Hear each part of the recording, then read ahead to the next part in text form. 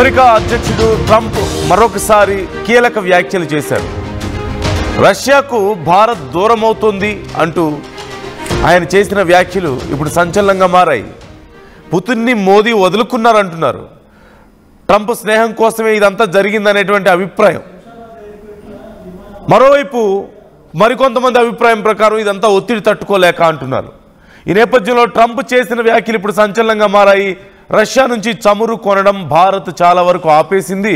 మోదీ గొప్ప వ్యక్తి, త్వరలో భారత్కు వెళ్ళి మోదీని కలుస్తా అంటూ ట్రంప్ చేస్తున్నటువంటి వ్యాఖ్యలు ఇప్పుడు సంచలనంగా మారాయి.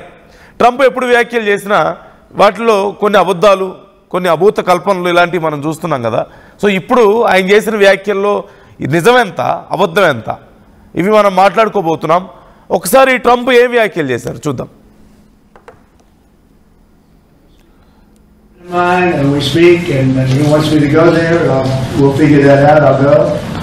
I had a great trip there with Prime Minister Modi. He's a great man, and I'll be going. No notice is on the middle. You're planning to go to India next year? No, you're planning to go to India next year, sir? It could be, yeah. A friend of mine, and we speak, and he wants me to go there. We'll figure that out. I'll go. I had a great trip there with Prime Minister Modi. He's a great man, and I'll be going. No notice is on the middle. You're planning to go to India next year? No, you're planning to go to India next year, sir? So నేను next year ఇండియాకి వెళ్తాను, ఇండియాని మోదీని కలుస్తాను. అలాగే India కూడా ఇప్పుడు దారికి వచ్చింది, రష్యా దగ్గర ఆయిల్ కొనుగోలు తగ్గించింది. ఇది చాలా మంచి పరిణామం. India is a great country, Modi is a great friend. రెగ్యులర్గా ఉండేటువంటి కామెంట్స్ ఇవి. But what is the truth behind this? నిజంగా రష్యా భారత్ మధ్య వ్యాపార సంబంధాలు దెబ్బతిన్నాయా? భారత్ నిజంగానే రష్యా దగ్గర నుంచి ఆయిల్ కొనడం తగ్గించిందా ట్రంప్ చెప్తున్నట్లుగా?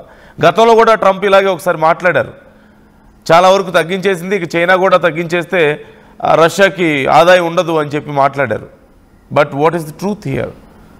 ఇక్కడ భారతదేశం రష్యా నుంచి ఆయిల్ కొనుగోలు తగ్గిన మాట వాస్తవం. కానీ ఎందుకు తగ్గడం అంటే అది భారీగా తగ్గిందేం లేదు. మన రెగ్యులర్గా మన అవసరాలకు తగ్గట్లుగా మనం ఇంపోర్ట్ చేసుకుంటూనే ఉన్నాం. కానీ కొద్దిగా చిన్న ఫ్లక్చుయేషన్ ఉంది.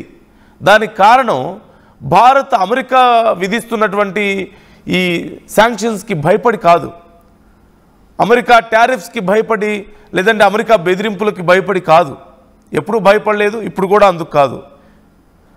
రష్యాకి సంబంధించినటువంటి ఒక 2 ఆయిల్ కంపెనీస్ మీద, ఏ ఆయిల్ కంపెనీస్ నుంచి అయితే భారత్ ఆయిల్ని కొనుగోలు చేస్తుందో ఆ ఆయిల్ కంపెనీస్ మీద శాంక్షన్స్ విధించింది అమెరికా.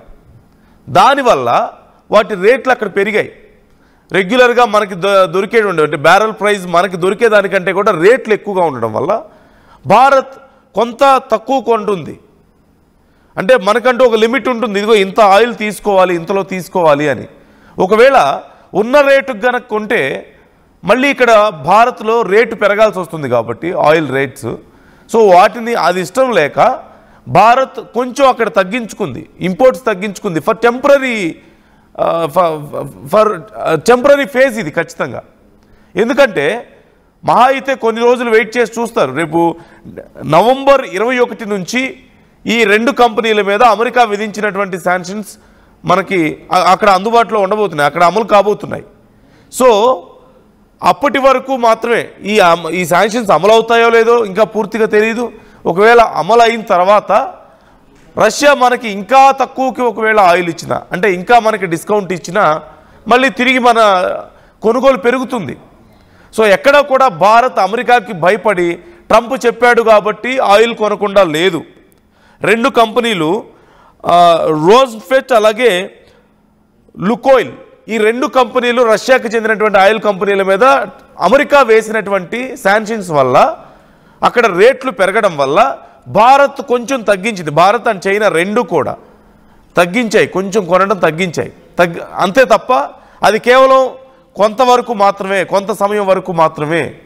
మళ్ళీ రష్యా ఎక్కువ మనకి డిస్కౌంట్స్ ఇచ్చినా, లేదంటే అమెరికా ఒకవేళ నవంబర్ 21 నుంచి ఈ శాంక్షన్స్ అమలు చేయడంలో ఏదైనా మార్పులు చేసినా మళ్ళీ తిరిగి మనం పూర్తి స్థాయిలో కొనుగోలు ఉండబోతోంది. ఇక్కడెక్కడా కూడా ఎవరి ఒత్తిడి వల్ల కాదు, కేవలం ఇది మన వ్యాపార నిర్ణయం. మన వ్యాపారం చేసుకునే దాంట్లో భాగంగా మన దేశం మీద బర్డెన్ పడకుండా, మనం ఎక్కువ రేటు పే చేయకుండా ఉండడం కోసం మనం తీసుకున్నటువంటి మన సొంత నిర్ణయం. ఎక్కడా కూడా ట్రంప్ బెదిరిస్తేనో, ట్రంప్ మాటలకి భయపడిపోయో, లేదంటే ట్రంప్ విధించినటువంటి ఈ టారిఫ్స్కి భయపడిపోయో భారత్ తీసుకున్నటువంటి నిర్ణయం కాదు ఇది.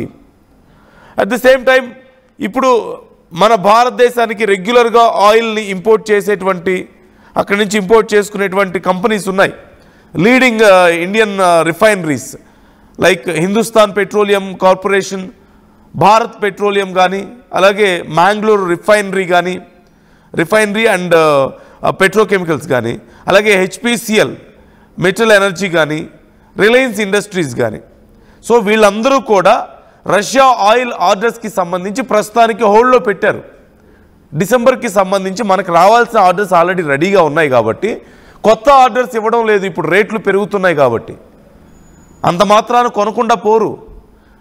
రేపు నవంబర్ 21కి అమెరికా ఎలాంటి శాంక్షన్స్, ఈ శాంక్షన్స్ని ఎలా విధిస్తుందో, ఎంత రేటు పెరుగుతుందో, దానికి తగ్గట్లుగా రష్యా మనకి ఇంకేమైనా తగ్గిస్తుందా రేటు, ఇవన్నీ చూసుకొని ఆ తర్వాత మళ్ళీ కొత్త ఆర్డర్స్ ఇచ్చేటువంటి అవకాశం ఉంటుంది. డిసెంబర్ వరకు ఇప్పుడున్నటువంటి రేట్లకే మనకి తక్కువ ప్రైస్లోనే ఆయిల్ అందుతుంది. రష్యా ఇచ్చేటువంటి బెనిఫిట్స్ అన్నీ మనకు అందుతున్నాయి. వ్యాపారం ఎక్కడా దెబ్బతినలేదు. ఇన్ఫ్యాక్ట్ గతంతో పోలిస్తే భారీగా భారత్ రష్యా మధ్య వ్యాపార సంబంధాలు భారీగా పెరిగాయి. ఒకప్పుడు 2024-25కు ముందు, అంటే ప్రీ కోవిడ్ టైంకి వరకు కూడా చూసుకుంటే, అప్పటితో పోల్చుకుంటే 5.8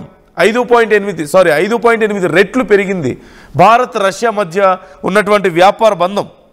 అంటే 2024-25 ఫైనాన్షియల్ ఇయర్కి $68.7 బిలియన్ చేరింది భారత్ రష్యా వ్యాపారం.